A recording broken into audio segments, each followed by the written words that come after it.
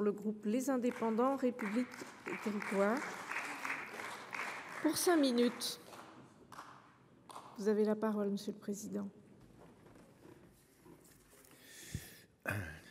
Madame la présidente, monsieur le rapporteur, madame la présidente de la commission des lois, monsieur le ministre, mes chers collègues.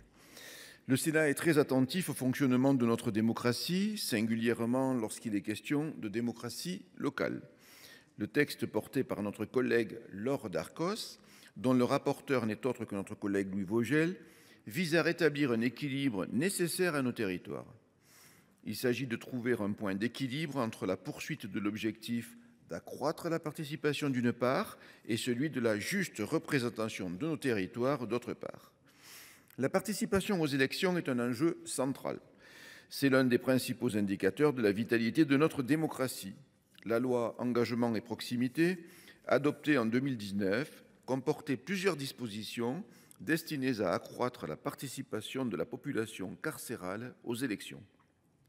Dès lors que les détenus ne sont pas privés de leurs droits civiques, ils doivent pouvoir voter. Avant cela, ils étaient trop peu nombreux à le faire, seulement autour de 2%. La loi Engagement et Proximité a permis de changer cet état de fait par différentes mesures. La participation s'est alors améliorée, grâce notamment à l'élargissement du vote par procuration, mais aussi la possibilité pour les détenus de voter par correspondance au sein de l'établissement. Cette dernière solution, certes commode, entraîne cependant la centralisation des voix des détenus au sein de la commune chef-lieu du département. Pour beaucoup de scrutins, cela n'est pas réellement problématique. Dès lors que la circonscription est nationale, un tel décompte des voix ne change rien. C'est le cas des élections européennes, de l'élection présidentielle ou encore des référendums.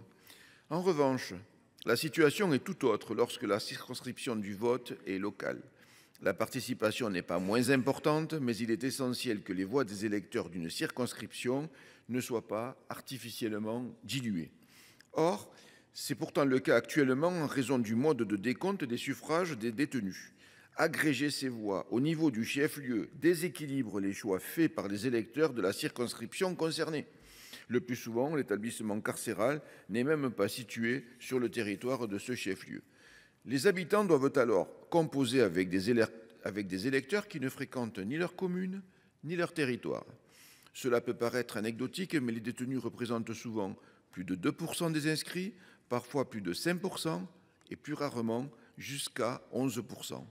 Le texte que nous examinons propose de rééquilibrer la situation en faveur de la représentation de nos territoires, et c'est bien la vocation du Sénat. En commission, le rapporteur Louis Vogel a opéré une distinction essentielle entre les scrutins selon que leur circonscription est ou non nationale.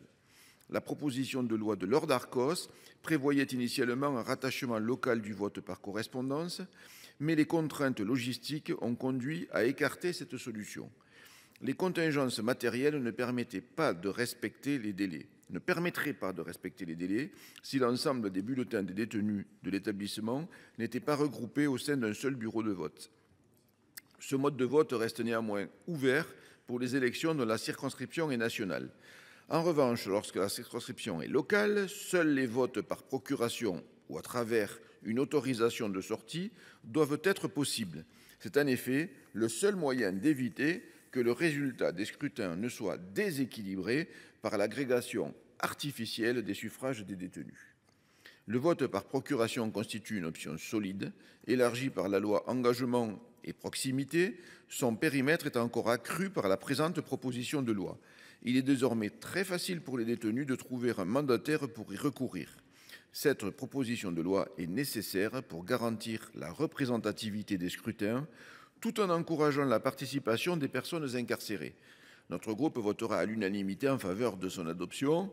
Je vous en remercie. Merci, Monsieur le Président.